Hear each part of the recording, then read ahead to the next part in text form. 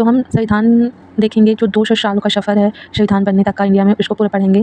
तो पहले संविधान लिखित नियमों की एक ऐसी किताब से थी जो किसी देश में रहने वाले सभी लोगों के लिए सामूहिक रूप से इसे मानते थे। तो एक संविधान एक सर्वोच्च कानून है। तो इसकी कुछ इतिहास देख लेते हैं। तो भारतीय इतिहास में 1757 ईस्वी में प्लासी के युद्ध और 1764 ईस्वी के बक्सर के युद्ध के बाद ईस्ट इंडिया कंपनी ने समय समय पर कई अधिनियम लागू किए, जो भारतीय संविधान के विकास की सीढ़ियाँ बनी, जो कुछ इस प्रकार है। तो पहला एक्ट था 1773 का रेगुलेटिंग एक्ट। इस एक्ट में बंगाल के गवर्नर जनरल को भारत का गवर्नर जनरल इस एक्ट में बंगाल के गवर्नर जनरल को बंगाल के गवर्नर जनरल पद के नाम दिया गया और बंगाल का प्रथम governor general Lord Warren Hastings थे। इस एक्ट के तहत कोलकाता में 1774 ईस्वी में एक उच्चतम न्यायालय सुप्रीम कोर्ट की स्थापना की गई। इसके एक मुख्य न्यायाधीश व 3 अन्य न्यायाधीश थे। इसमें प्रथम मुख्य न्यायाधीश सर एलिजा इम्प्रे थी। सेकेंड एक्ट आया 1784 का पिट्स इंडिया एक्ट। 1784 के पिट्स इंडिया एक्ट में द्वैध शासन दोहरा शासन प्रारंभ हुआ। इसमें बोर्ड ऑफ डायरेक्टर जो कि व्यापारिक मामले के अंतर्गत आते थे और दूसरा बोर्ड ऑफ कंट्रोल जो कि राजनीतिक मामले के अंतर्गत आते थे, वो दो द्वैध शासन की शुरुआत हुई। फिर आया 1830 का चार्टर एक्ट। 1830 का चार्टर एक्ट, इसमें पहली बार ईसाई मिशनरियों को भारत में धर्म प्रचार की अनुज्ञा दी गई और कंपनी के व्यापारिक अधिकार को समाप्त कर सभी ब्रिटिश जनों को व्यापार के अधिकार प्रदान कर दिए गए, किंतु चीन के साथ व्यापार और चाय के व्यापार के एकाधिकार को बनाए रखा गया। पहली बार भारतीय शिक्षा पर प्रतिवर्ष 1 लाख रुपए खर्च करने की बात की गई और 1813 के चार्टर एक्ट में स्थानीय स्वायत्तशासी संस्थाओं को करारोपण का अधिकार दिया गया। इस राज्य लेख में कोलकाता, बम्बई और मद्रास सरकार द्वारा निर्मित विधियों का ब्रिटिश संसद द्वारा अनुमोदन अनिवार्य कर दिया गया। ब्रिटिश सम्राट की स्वीकृति से कंपनी को गवर्नर जनरल और गवर्नर तथा प्रधान सेनापतियों की नियुक्ति का अधिकार दिया गया। फिर आया 1830 का चार्टर एक्ट। 1813 के चार्टर एक्ट में बंगाल के गवर्नर जनरल को संपूर्ण भारत का गवर्नर जनरल बना दिया गया। भारत का प्रथम governor general Lord William Bentinck थे। इस एक्ट के परिणामस्वरूप प्रथम विधि आयोग की गठन हुई। तो प्रथम विधि आयोग की गठन 1813 के चार्टर एक्ट से स्टार्ट हुआ। प्रथम विधि आयोग के अध्यक्ष थे लॉर्ड मैकाले। फिर आया 1858 ईस्वी का भारत शासन अधिनियम। इसके अंतर्गत भारत शासन कंपनी से लेकर ब्रिटिश क्राउन के हाथों सौंपा गया। इस अधिनियम में गवर्नर जनरल पद नाम बदलकर भारत का वाइसराय कर दिया गया। अब जो भी गवर्नर जनरल होगा उसका नाम वाइसराय रखा गया। तो भारत के प्रथम वाइसराय लॉर्ड कैनिंग थे। फिर आया 1919 का माल मिंटो सुधार अधिनियम। इसमें वाइसराय लॉर्ड मिंटो, भारत सचिव लॉर्ड माल्ले थे।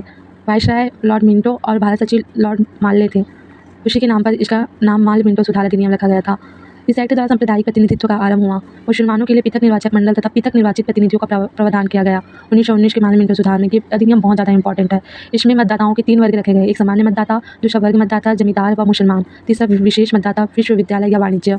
1919 का फिर भारत शासन अधिनियम, जिसे मेंटेग्यू चेम्सफोर्ड सुधार कहा जाता है, वो आया। इसमें वाइसराय लॉर्ड चेम्सफोर्ड और भारत सचिव मेंटेग्यू थे। इसके नाम पर 1919 का भारत शासन अधिनियम मेंटेग्यू चेम्सफोर्ड सुधार आया। इसके अंतर्गत प्रांतों में द्वैध शासन की स्थापना हुई। पहली बार द्वैध शासन की स्थापना 1919 में हुई।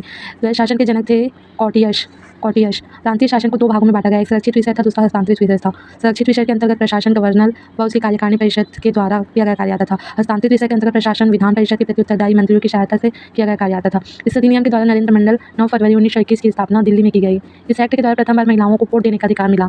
इस अधिनियम के द्वारा लोक सेवा आयोग का गठन किया गया। तो लोक सेवा आयोग का गठन 1919 के भारत शासन अधिनियम में स्टार्ट हुआ।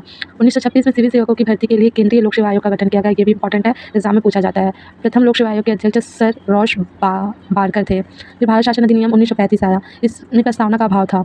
इस एक्ट के तहत अखिल भारतीय संघ की स्थापना का प्रावधान शामिल था। यह संघ में 11 ब्रिटिश प्रांतों से 6 चीफ कमिश्नर क्षेत्र और देशी रियासतों से बनाया जाने वाला प्रस्तावित था। इस एक्ट के द्वारा केंद्रीय स्तर पर द्वैध शासन व्यवस्था लागू करने का प्रावधान किया गया। इस अधिनियम के द्वारा प्रांतों में द्वैध शासन समाप्त करके उन्हें पूर्ण स्वाधीनता प्रदान की गई। प्रस्तावित संघ की स्थापना के उद्देश्य की पूर्ति हेतु केंद्रीय व प्रांतों सरकार के बीच शक्तियों का विभाजन किया गया और 3 सूचियाँ बनी, संघ सूची, प्रांतीय सूची और समवर्ती सूची। संघ सूची में 29 विषय थे, संघ सूची में 59 विषय थे, जिसमें राष्ट्रीय महत्व के थे जल, थल और वायुसेना, विदेशी मामले, डाक, तार, बीमा, बैंक इत्यादि शामिल थे। प्रांतीय सूची में 54 विषय थे, स्थानीय महत्व के, शांति, न्यायालय, स्थानीय स्वशासन, कृषि, शिक्षा और सड़कें इत्यादि। समवर्ती सूची में 36 विषय थे, केंद्र व प्रांत दोनों के कानून बना सकते हैं, प्रतिवादी और फौजदारी कानून, विवाद, तलाक और उत्तराधिकारी इत्यादि सूची समवर्ती सूची में रखे गए थे। इस अधिनियम के द्वारा संघीय न्यायालय की स्थापना की गई। नोट, इस न्यायालय में एक मुख्य न्यायाधीश और 2 अन्य न्यायाधीश होंगे, ये कहा गया। अंतिम अपील प्रिवी परिषद में ही की जा सकती थी। 1919 के अधिनियम के संशोधन का अधिकार केवल ब्रिटिश पार्लियामेंट को था। इस अधिनियम में भारत परिषद को समाप्त कर दिया गया। सांप्रदायिक निर्वाचन पद्धति का विस्तार दलित जातियों की महिलाओं व मजदूर वर्ग तक किया गया। इस अधिनियम द्वारा बर्मा को भारत से अलग कर दिया गया। अदन को इंग्लैंड के औपनिवेशिक कार्यालय के अधीन कर दिया और बरार को शासन की दृष्टि से मध्य प्रांत का अंग बना दिया गया। 1919 के अधिनियम को मिनी संविधान का दर्जा दिया गया। फिर भारत के वर्तमान संविधान पर 1935 के अधिनियम का प्रभाव क्या क्या पड़ा वो देखते हैं। तो पहला प्रभाव ये पड़ा कि संघीय योजनाओं की संघ की इकाई केंद्र को अधिक शक्ति मिली इत्यादि। और द्विसदनीय विधानमंडल की स्थापना हुई। राज्यों में राष्ट्रपति शासन स्टार्ट हुआ, राज्यपाल का पद और राष्ट्रपति द्वारा संकट काल की घोषणा और संघीय कानून, राज्य कानून विरोध होने की स्थिति में संघीय कानून को मान्यता दी गई। ये कुछ प्रभाव पड़े। फिर आरबीआई की स्थापना हुई 1935 के अधिनियम में। आरबीआई की स्थापना 1 अप्रैल 1935 को हुआ। इसके प्रथम गवर्नर सर ऑसबोर्न स्मिथ थे। फिर क्रिप्स मिशन आए जिसके अध्यक्ष सर स्टॉफर्ड क्रिप्स थे। इसके 2 सदस्य थे, पैट्रिक लॉरेंस और अलेक्जेंडर। भारत में आगमन इनका 22 मार्च 1942 को हुआ। प्रधानमंत्री उस समय थे चर्चिल, विंस्टन चर्चिल। वाइसराय थे लॉर्ड लिनलिथगो। इस प्रस्ताव में 2 बातें प्रमुख थी। पहली बात ये थी कि युद्ध के समय लागू होने वाला सुझाव और दूसरी बात ये थी कि युद्ध के बाद लागू होने वाले सुझाव। इस एक्ट में औपनिवेशिक स्वराज्य अर्थात सीमित स्वतंत्रता की अवधारणा दी गई। संघ के प्रमुख स्थान पर ब्रिटिश नियंत्रण रहने के प्रावधान होने के कारण इसे अस्वीकार कर दिया गया और 11 अप्रैल 1942 को ये वापस चली गई। इससे भारत के अधिराज्य संविधान सभा की स्थापना, प्रांतों या देशी रियासतों को पृथक रहने के अधिकार इत्यादि उल्लेखित था। 1935 में जब क्रिप्स मिशन आया था तो उसकी बात हो रही है। नहीं सॉरी, 22 मार्च 1942 में क्रिप्स मिशन आया था। तो फिर भारतीय स्वतंत्रता अधिनियम 1947 आया जिसमें कैबिनेट मिशन आया। 26 जुलाई 1945 को ब्रिटेन के आम चुनाव में लेबर पार्टी से इटली प्रधानमंत्री बने। अपने मंत्रिमंडल के 3 सदस्यों के आयोग को भारत भेजा। पैट्रिक लॉरेंस जो कि अध्यक्ष थे, सर स्टॉफर्ड क्रिप्स जो कि सदस्य थे, एवी अलेक्जेंडर जो कि सदस्य थे। इस आयोग के 3 महत्वपूर्ण सुझाव दिए गए। भारत के संघ राज्यों की स्थापना की गई। भारत में संविधान निर्माण के लिए संविधान सभा गठित किया गया।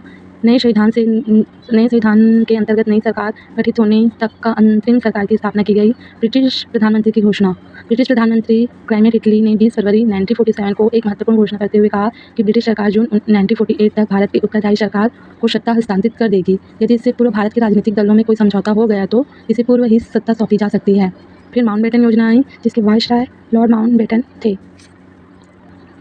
फिर ब्रिटिश प्रधानमंत्री माउंटबेटन योजना आई। इस योजना के तहत भारत व पाकिस्तान के रूप में 2 राज्य बनने पर स्वीकार किए गए। भारत को 2 अधिराज्यों को विभाजित करने की माउंटबेटन द्वारा 3 जून 1947 को दी गई योजना को स्वीकृति के पश्चात ब्रिटिश सरकार ने घोषणा की कि 15 अगस्त 1947 तक भारत एवं पाकिस्तान को सत्ता हस्तांतरित कर दी जाएगी। इसी क्रम में ब्रिटिश संसद ने 14 जुलाई 1947 को भारतीय स्वतंत्रता विधेयक प्रस्तुत किया और इस विधेयक को 18 जुलाई 1947 को संसद में पास कर दिया गया। इससे कुल 20 धाराएं थी।